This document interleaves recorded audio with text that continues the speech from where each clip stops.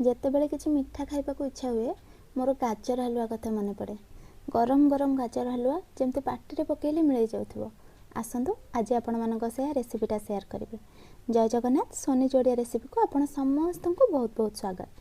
ଗାଜର ହାଲୁଆ ବନେଇବା ପାଇଁ ମୁଁ ଏଠି ନେଇଛି ଏମିତି ଲାଲ ଗାଜର, 1 କେଜି ଗାଜର ୟୁଜ୍ କରିଛି ମୁଁ ଏଠି।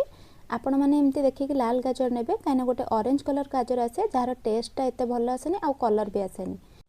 ଏବେ ଆମେ ପିଲର ସାହାଯ୍ୟରେ ଗାଜର ଚୋପାକୁ ଭଲସେ ବାହାର କରିଦେବା। ଗାଜରକୁ ଚୋପା ଛଡ଼ାଇବା ପୂର୍ବରୁ ମୁଁ ଭଲସେ ତାକୁ ଧୋଇ ନେଇଥିଲି, ତ ଆପଣମାନେ ବି ପ୍ରଥମେ ଧୋଇ ନେବେ, ନହେଲେ ଚୋପା ଛଡ଼େଇଲା ପରେ ଧୋଇଲେ ବି ଚଳିବ। ଏବେ ଆମେ ଗ୍ରେଟର ସାହାଯ୍ୟରେ ଗାଜରକୁ ଭଲ ଭାବରେ ଗ୍ରେଟ୍ କରିନେବା। ଏତେ ସାରା ଗାଜର ଗ୍ରେଟ୍ କରିବା ପାଇଁ ଟାଇମ୍ ଲାଗିବ, ତ ସେପଟେ ଆମେ କ୍ଷୀର ଗରମ କରିନେବା। କ୍ଷୀରକୁ ଯଦି ଆପଣ ଆଗୁଆ ଗରମ କରିକି ରଖିଦେବେ ତାହେଲେ ଗାଜର ହାଲୁଆ ବନେଇବା ପାଇଁ କମ୍ ଟାଇମ୍ ଲାଗିବ। ଏଠି ମୁଁ 1 ଲିଟର କ୍ଷୀର ୟୁଜ୍ କରିଛି। ମନେ ରଖିବେ ଗାଜର ଯେତିକି କ୍ୱାଣ୍ଟିଟିର ନେବେ କ୍ଷୀର ବି ସେତିକି କ୍ୱାଣ୍ଟିଟିର ନେବେ, ମାନେ 1 କେଜି ଗାଜର ପାଇଁ 1 ଲିଟର କ୍ଷୀର। ଦେଖନ୍ତୁ ସବୁତକ ଗାଜର ବି ମୁଁ ଗ୍ରେଟ୍ କରିସାରିଲିଣି। ଗାଜରର ଟେକ୍ସଚର ଦେଖିପାରୁଥିବେ। ଏପଟେ କ୍ଷୀର ବି ସିଝିକି ଟିକେ ଗାଢ଼ା ହେଇ ଆସିଲାଣି।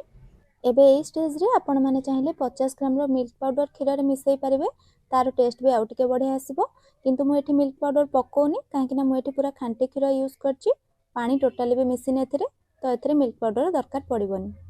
ଏବେ ଆମେ କଢ଼େଇ ଗରମ କରିକି ସେଥିରେ ନେଇଯିବା 2 ବଡ଼ ଚାମଚ ଗୁଆ ଘିଅ। ଆପଣମାନେ ଗାଜରକୁ ଦେଖିକି ଘିଅର କ୍ୱାଣ୍ଟିଟି ଦେବେ, ଯେମିତି ଗାଜରଟା ଭଲସେ ଘିଅରେ ଭାଜି ହେଇପାରିବ। ଏବେ ଘିଅ ଗରମ ହେଲା ପରେ ସେଥିରେ ଗ୍ରେଟ୍ କରି ରଖିଥିବା ସବୁ ଗାଜରକୁ ପକାଇକି ଭଲସେ ଭାଜି ନେବା। ଗାଜରକୁ ଭାଜିଲା ବେଳେ ଗ୍ୟାସ୍ର ଫ୍ଲେମ୍ ମିଡ଼ିୟମ୍ ଟୁ ହାଇ ରଖିବେ, ଯେମିତି ଗାଜରଟା ଭଲସେ ଭାଜି ହେଇପାରିବ ଆଉ ଗାଜରରୁ ଯେଉଁ ପାଣିଟା ବାହାରିବ ସେଇଟା ଭଲସେ ଶୁଖିଯିବ। ଏବେ 10 ମିନିଟ୍ ଭାଜିଲା ପରେ ଦେଖିପାରୁଥିବେ ଗାଜରର କଲର୍ ରେଡ୍ରୁ କେମିତି ଅରେଞ୍ଜ ହେଇ ଆସିଲାଣି। ଟେକ୍ସଚର କେତେ ବଢ଼ିଆ ଦେଖାଯାଉଛି। ଏବେ ଏଇ ଷ୍ଟେଜ୍ରେ ଆମେ କ୍ଷୀର ଆଡ଼୍ କରିଦେବା ଆଉ ଗାଜରକୁ କ୍ଷୀରରେ ଭଲସେ ମିକ୍ସ କରିଦେବା। ଏବେ ଆମେ ଗାଜରକୁ କିଛି ଟାଇମ୍ କ୍ଷୀରରେ ସିଝିବା ପାଇଁ ଛାଡ଼ିଦେବା। ଗ୍ୟାସ୍ର ଫ୍ଲେମ୍ ମିଡ଼ିୟମ୍ ଟୁ ହାଇ ଫ୍ଲେମ୍ରେ ରଖିବେ ଆଉ ମଝିରେ ମଝିରେ ତାକୁ ଘାଣ୍ଟି ଦେଉଥିବେ, ନହେଲେ ସେଇଟା ତଳୁ ଲାଗିଯିବାର ଚାନ୍ସ ଥାଏ। ଏବେ ଆମେ ଏଥିରେ ଆଡ଼୍ କରିବା 100 ଗ୍ରାମର ଚିନି। ଆପଣମାନେ ନିଜ ହିସାବରେ ମିଠା କମ୍ ଅଧିକ କରିପାରିବେ। ଚିନି ଗରମ ହେଲା ପରେ ଯେଉଁ ମଏଶ୍ଚର ରିଲିଜ୍ କରିବ, ସେଥିରେ ଗାଜର ହାଲୁଆର କଲର୍ ପୁଣି ଥରେ ଅରେଞ୍ଜରୁ ରେଡ୍ ହେଇ ଆସିବ। ଦେଖିପାରୁଥିବେ କଲର୍। ଏବେ ଦେବା ସ୍ୱାଦ ଅନୁସାରେ ଲୁଣ। ଯେତେ ମିଠା ଜିନିଷ ବନେଇଲେ ବି ସେଥିରେ ଲୁଣ ନିହାତି ପକାଇବେ, ଏଇଟା ତାର ସ୍ୱାଦକୁ ଆହୁରି ବଢ଼େଇବ। ଏବେ ଏଥିରେ ମୁଁ କିଛି ଡ୍ରାଏ ଫ୍ରୁଟ୍ସ ଗୁଣ୍ଡ କରିକି ପକାଉଛି, କାଜୁ, କିସମିସ୍, ଆଲମଣ୍ଡ ଆଉ କିଛି ପିସ୍ତା।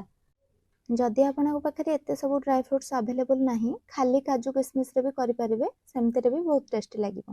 ଗାଜର ହାଲୁଆରୁ ଯେ ପର୍ଯ୍ୟନ୍ତ ପୁରା ପାଣି ଶୁଖି ନ ଯାଇଛି ସେ ପର୍ଯ୍ୟନ୍ତ ତାଙ୍କୁ ଘାଣ୍ଟୁଥିବେ, ନହେଲେ ସେଇଟା ତଳୁ ଲାଗିଯାଇପାରେ। ଏବେ ଆମେ ଲାଷ୍ଟକୁ ଗୁଜୁରାତି ଗୁଣ୍ଡ ଆଡ଼୍ କରିବା। ଏଇଟା ବହୁତ ବଢ଼ିଆ ଫ୍ଲେଭର ଦେଇଥାଏ, ଏଇଟା ନିହାତି ଆଡ଼୍ କରିବେ। ଏବେ ଦେଖିପାରୁଥିବେ ଗାଜର ହାଲୁଆରୁ ସବୁ ପାଣି ଶୁଖି ଆସିଲାଣି। ଯଦି ଆପଣ ୟାକୁ 2 ରୁ 3 ଦିନ ଯାଏଁ ଷ୍ଟୋର୍ କରି ରଖିବାକୁ ଚାହୁଁଛନ୍ତି ତାହେଲେ ଏମିତି ଶୁଖା ଶୁଖା ହିଁ କରିବେ, କାହିଁକିନା ଯଦି ପାଣି ଟିକେ ରଖିବେ ତାହେଲେ ଏଇଟା ବେଶୀ ଦିନ ଷ୍ଟୋର୍ ହେଇ ରହିପାରିବନି। ଟେକ୍ସଚର ଦେଖିପାରୁଥିବେ କେତେ ବଢ଼ିଆ ଆସିଛି। ଏବେ ଗାଜର ହାଲୁଆ ହେଇଗଲା ରେଡ଼ି। ଏବେ ଆମେ ଗ୍ୟାସ୍ର ଫ୍ଲେମ୍ ଅଫ୍ କରିଦେବା। ଆସନ୍ତୁ ସର୍ଭ କରିବା।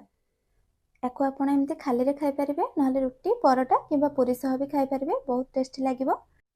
ୟାକୁ ଆଉ ଟିକେ ସୁନ୍ଦର ଦେଖାଯିବା ପାଇଁ କିଛି ଡ୍ରାଏ ଫ୍ରୁଟ୍ସ ଆଡ଼୍ କରିଦେବା। ଦେଖିବାକୁ ତ ଯେତିକି ସୁନ୍ଦର ଲାଗୁଛି, ଖାଇବାକୁ ୟାଠୁ ବି ଆହୁରି ଟେଷ୍ଟି ଲାଗିବ। ଥରେ ବନେଇକି ଦେଖନ୍ତୁ। ଆଉ ଯଦି ମୋ ଭିଡ଼ିଓଟି ଭଲ ଲାଗିଥିବ ଟିକେ ଲାଇକ୍ କରିଦେବେ, ମୋତେ ବହୁତ ଖୁସି ଲାଗିବ। ଦେଖା ହେବା ନେକ୍ସଟ ଭିଡ଼ିଓରେ। ରହିଲି, ଜୟ ଜଗନ୍ନାଥ।